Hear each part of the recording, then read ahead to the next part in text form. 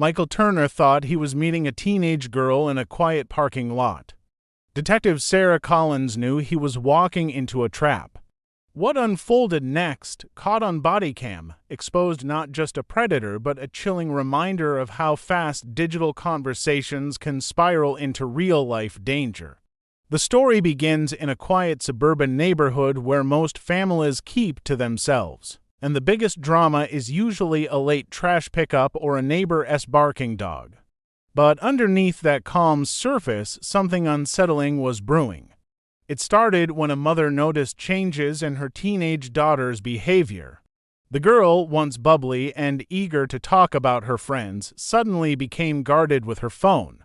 She spent more time in her room, whispered on calls, and quickly closed her screen whenever anyone entered.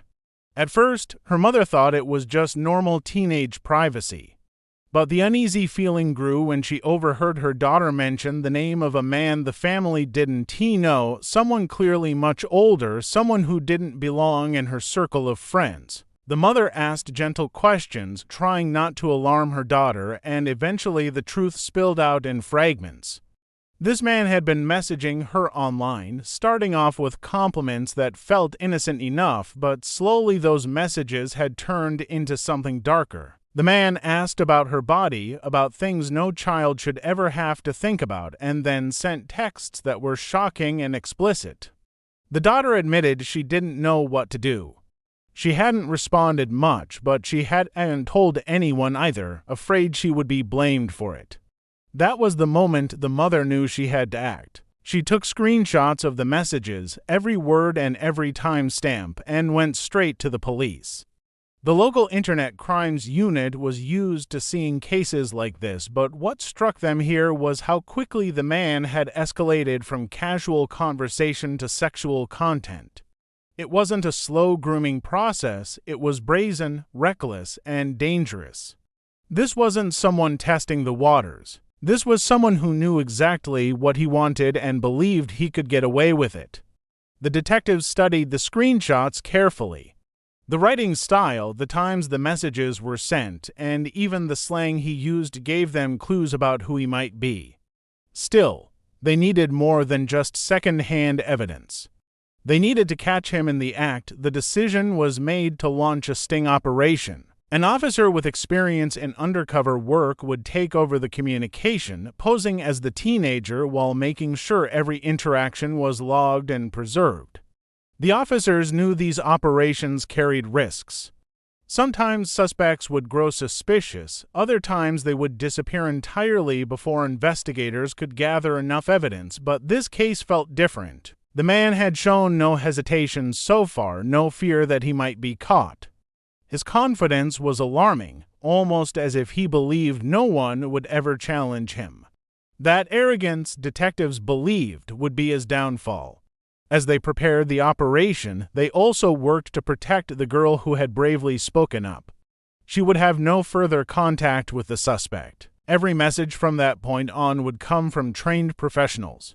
The officers created a safe digital environment, one where the predator thought he was talking to a child but was really digging himself deeper into a trap. What began as a mother's intuition had now transformed into the start of a full-scale investigation, and the clock was ticking toward a confrontation that would be captured on camera. Detectives worked quickly to build an online profile that looked as convincing as possible. They studied the way teenagers interacted on social media, the casual abbreviations, the memes they shared, the timing of their replies. Every detail had to feel authentic. The goal was simple: make the suspect believe he was still talking to the same young girl. The account was loaded with harmless photos of a teenager's bedroom, a messy desk, a backpack tossed on the floor, images that could be found on any social media feed. Nothing that revealed a real identity, just enough to lure him into continuing his conversation. The bait was set, and within hours the man reached out again. His first message seemed friendly, a casual hello, but detectives noticed he wasted little time steering the conversation into dangerous territory. He wrote with a confidence that felt practiced, almost rehearsed. There was no hesitation, no testing the boundaries. It was as though he believed he had already secured the trust of a vulnerable child. For investigators, that boldness was both disturbing and useful. The more he talked, the more evidence he provided. Each message was carefully logged. The suspect typed out fantasies that left no room for doubt about his intentions. He pressed for secrecy, urging the supposed teenager not to tell anyone. He sent messages late at night when most people would be asleep, as if he wanted to create an isolated, private world where he held all the control. Detectives recognized these tactics as textbook grooming, even if his pace was far more aggressive than most. He was pushing, testing, seeing how far he could go, and every step was another nail in his own coffin. To strengthen the case, investigators gently guided the conversation toward a meeting. This was the most delicate part of the sting. Push too hard, and he might vanish. Move too slowly, and he might target another victim in the meantime. The officers had to walk a fine line, allowing him to believe the idea was his, while ensuring the arrangements were made under controlled circumstances. Eventually, he suggested meeting in person. The way he phrased it made clear that he thought he was about to commit a crime and get away with it. He gave a time, a place, and even expressed excitement. Behind the scenes, officers were already planning.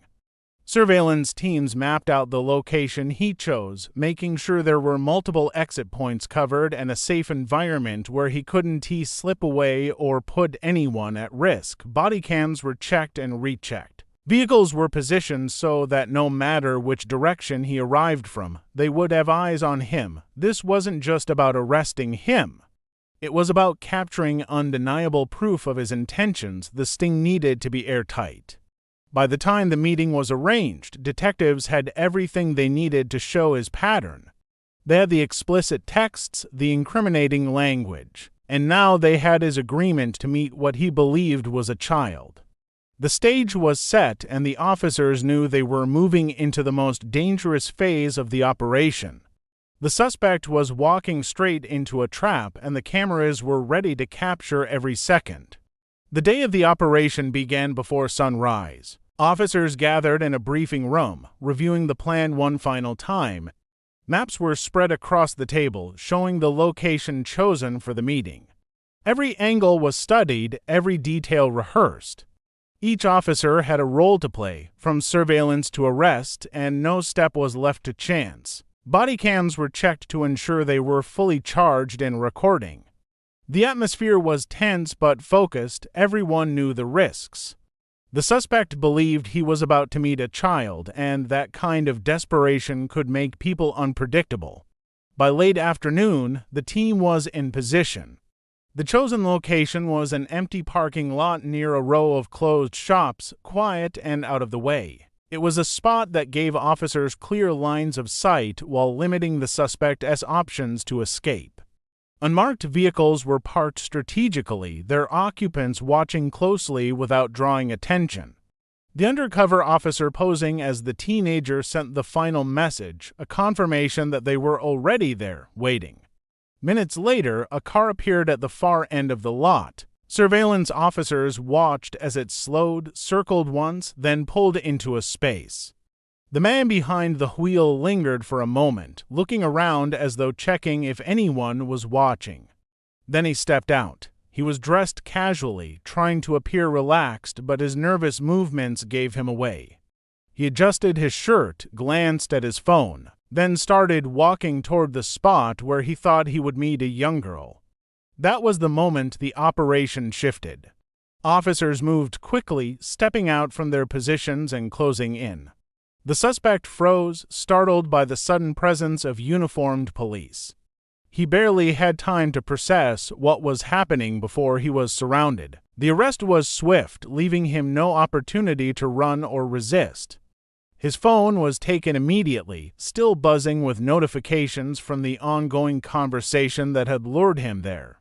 The body cams captured every detail, the shock on his face, the way his hands trembled as he realized the situation, the muttered words of confusion as officers secured him in handcuffs. His carefully constructed lies, his secret plans, all crumbled in that single moment. He had arrived expecting to commit a crime in secret, but instead he had walked straight into the spotlight of justice. Once the scene was secure, officers searched his vehicle. Inside, they found small items that suggested he had prepared for more than just a casual meeting. Each piece of evidence added weight to the case, making it harder for him to explain away his intentions. The sting had not only caught him red-handed but also documented everything in a way that would be impossible to dismiss. As he was placed in the back of a police vehicle, the suspect's composure collapsed. The confidence he had shown in his messages was gone. All that remained was a man trapped by his own actions, facing the reality that every step he had taken had been recorded.